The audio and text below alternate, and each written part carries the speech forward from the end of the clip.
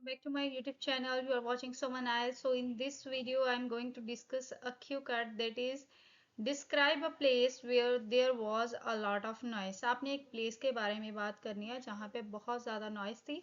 Describe a noisy place you have been to. आपने एक noisy place के बारे में बात करनी है जहाँ जहाँ पे आप थे.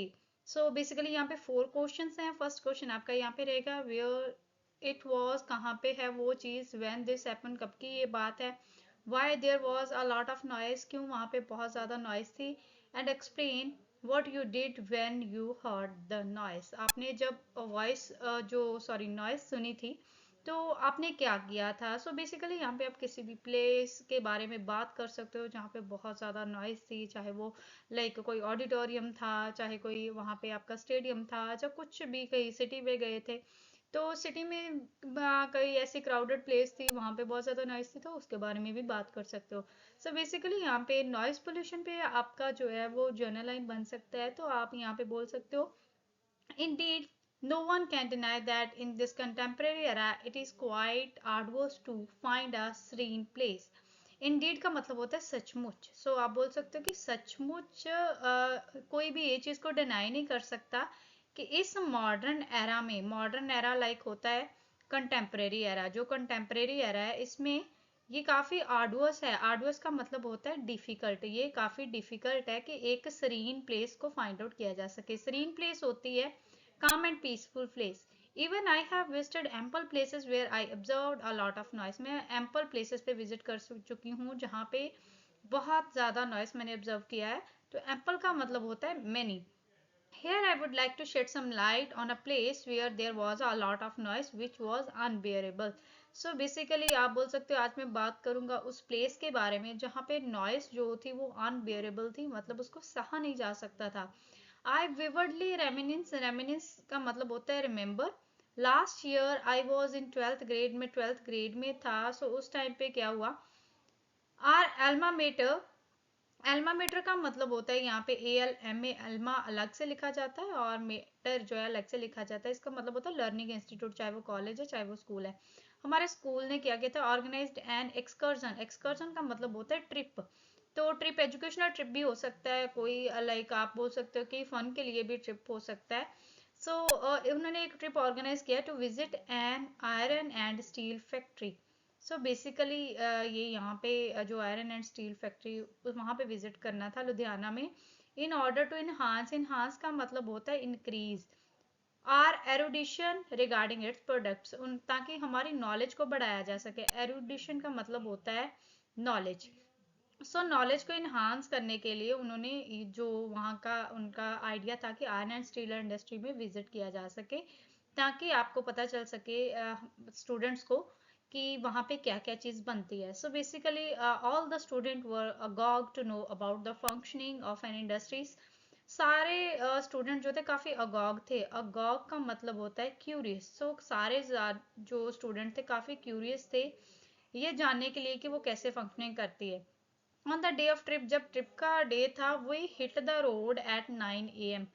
हिट द रोड एक ईडियम होता है जिसका मतलब होता है जर्नी स्टार्ट करना. तो हम लोगों ने 9 AM पे जर्नी स्टार्ट की, तो इट टुक 3 hours बाय बस टू रीच देयर. तो बेसिकली वहाँ पे 3 hours लगे वहाँ तक पहुँचने के लिए.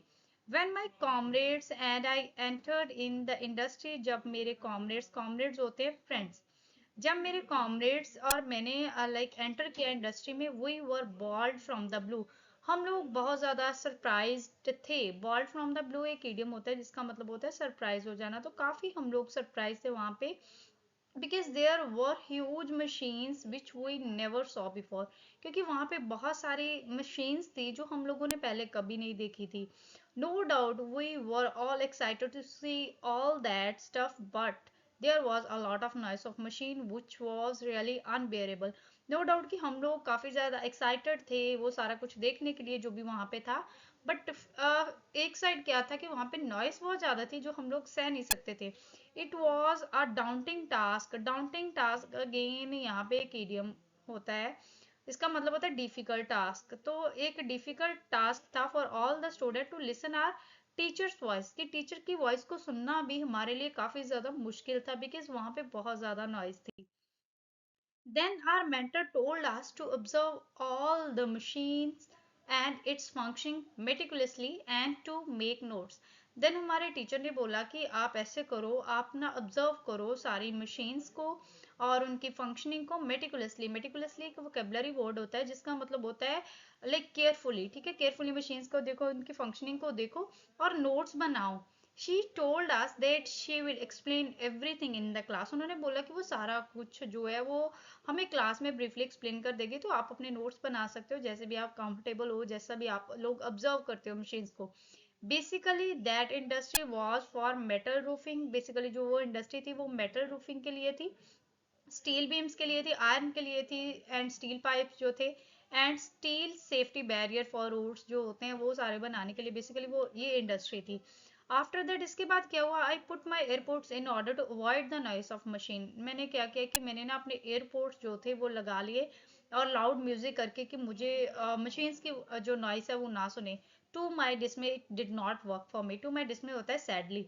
तो सैडली मेरे लिए एयरपोर्ट्स ने काम नहीं किया कि मुझे फिर भी मशीन्स की आवाज़ सुन रही थी।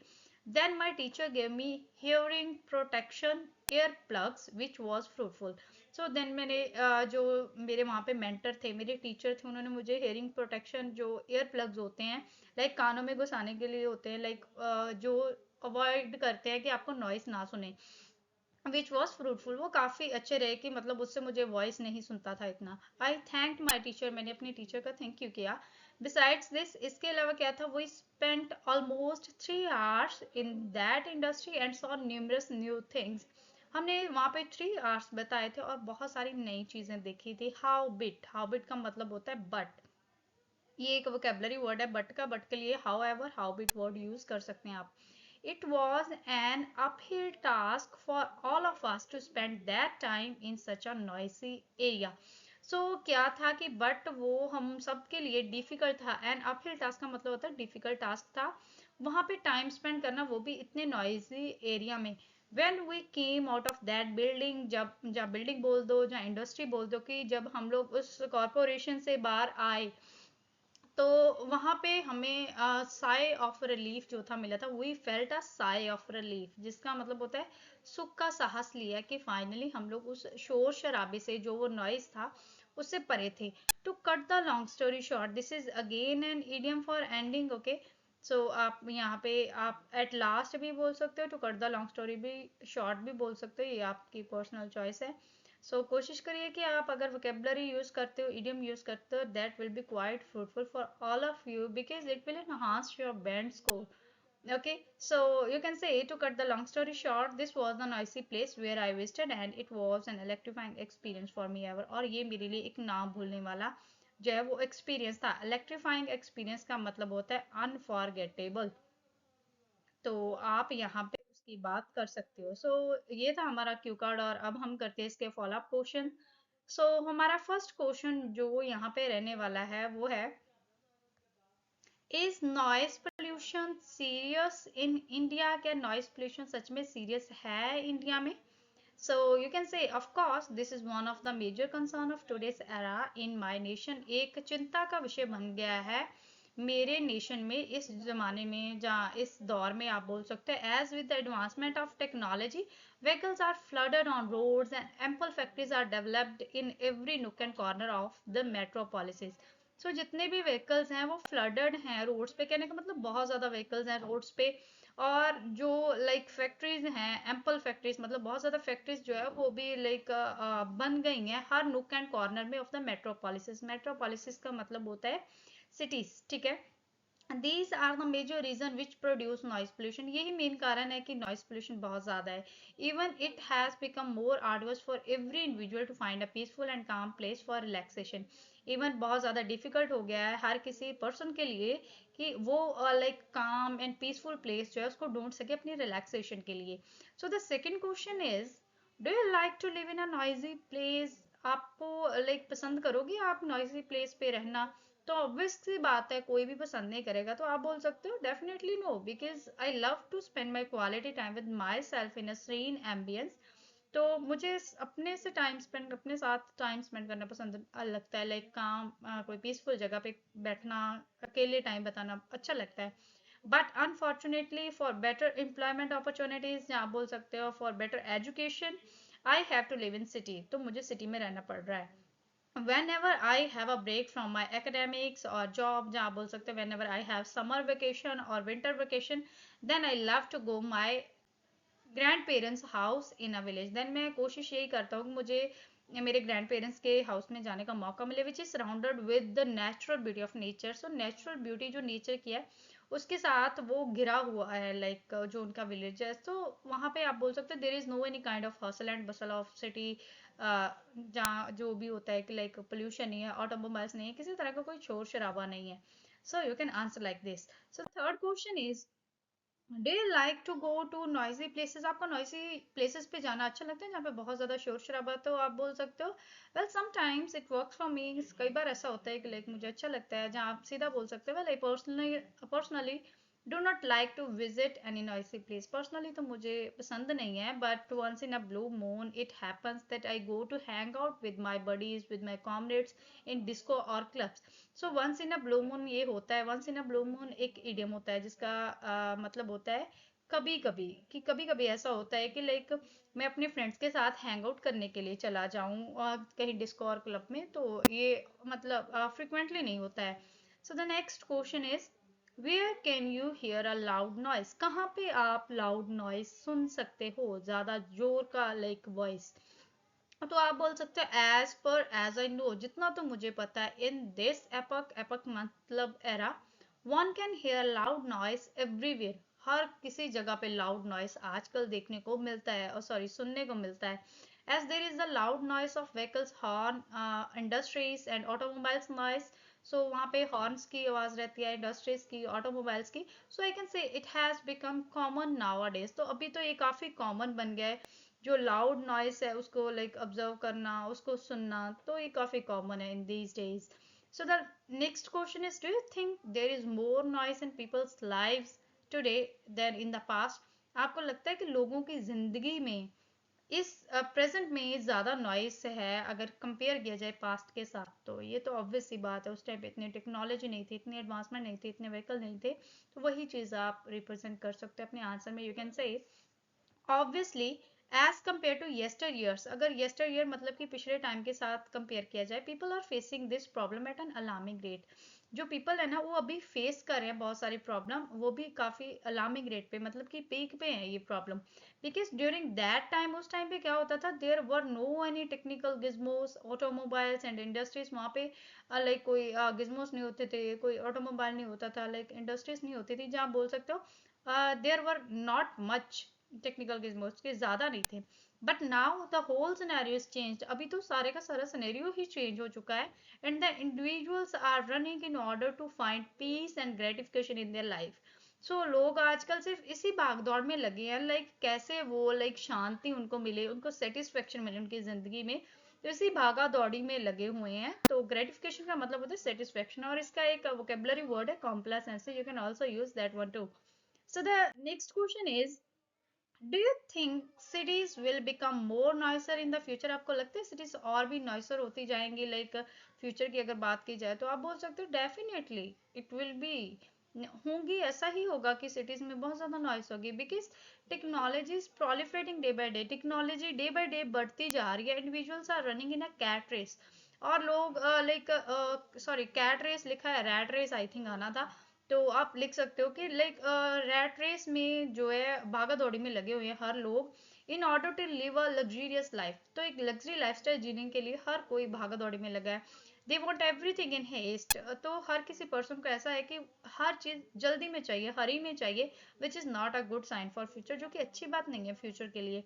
सो there should be a proper balance in everyone's life. So proper balance चाहिए हर किसी की लाइफ में, तभी ही लाइक अगर टेक्नोलॉजी है उसको मेंटेन किया जा सकता है. लाइक जितनी ज्यादा ट्रैफिक बढ़ेगी उतनी ज्यादा नॉइस बढ़ेगी. सो अगर लोग ये लाइक आप बोल सकते हो कि ये कलेक्टिव एफर्ट्स के साथ, एंडेवर्स के साथ ये चीज कम कम हो सकती है, अगर इनिशिएटिव ऐसे उठाए जाएं कि कम से कम ऑटोमोबाइल्स यूज किए जाएं, कम से कम लाइक जो वेस्ट है उसको लाइक जलाया ना जाए तो काफ़ी हद तक जो पोल्यूशन का लाइक रेट है उसको लो किया जा सकता है, चाहे वो नॉइस पोल्यूशन है, चाहे वो एयर पोल्यूशन हो, कोई भी pollution. So the next question is what is the noise in life.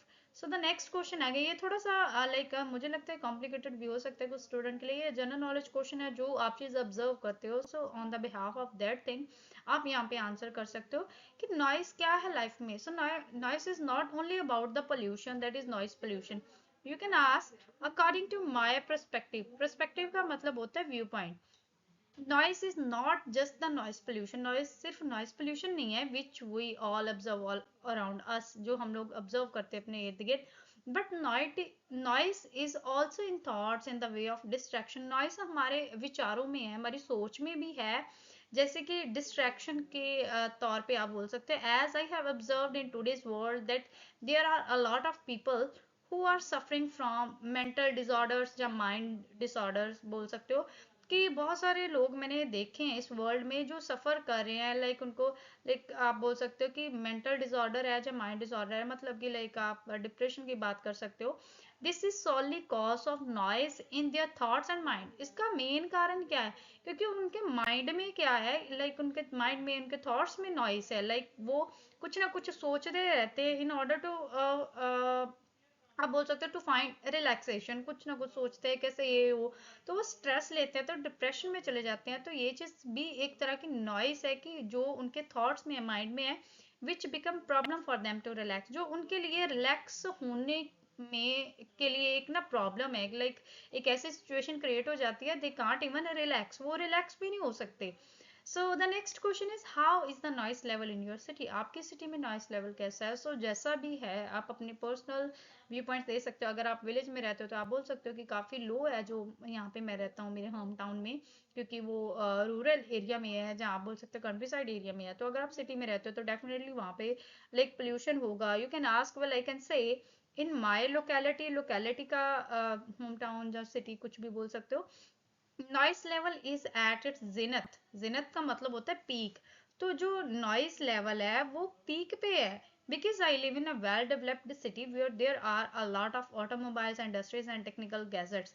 क्योंकि मैं एक बहुत बड़ी सिटी में रहता हूँ, वहाँ पे बहुत सारे ऑटोमोबाइल्स हैं, इंडस्ट्रीज बहुत सारी हैं, टेक्निकल गैजेट्स बहुत सारे हैं, तो ये सारा कुछ जो है नॉइस पोल्यूशन क्रिएट करता है। तो यहाँ पे नॉइस पोल्यूशन बहुत ज़्यादा है, where as the rural area beside my city is free from such kind of noise and distraction.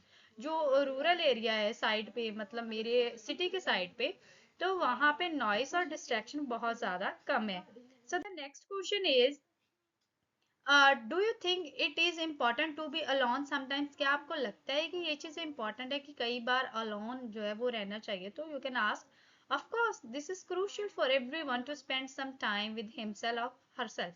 तो आप बोल सकते हो ये चीज़ काफ़ी ज़्यादा इम्पॉर्टेंट है हर किसी के लिए, कि वो एक साथ मतलब कुछ टाइम अपने लिए निकालें, हिमसेल्फ और हरसेल्फ के साथ, because that time guide a person towards the betterment for his life.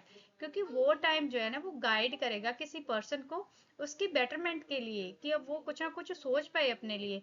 One can think about his ambition, कोई पर्सन अपने गोल्स के बारे में सोच सकता है, कैन रिलैक्स हिज माइंड, अपने माइंड को, अपनी सोल को रिलैक्स कर सकता है, can better understand his internal feelings, अपनी इंटरनल फीलिंग्स को समझ सकता है, and many more precious things, और ऐसी बहुत सारी चीजें। So this is quite better for each and every individual to stay some time with himself और हरसेल्फ, कि अपने साथ कोई ना अपना टाइम स्पेंड करो।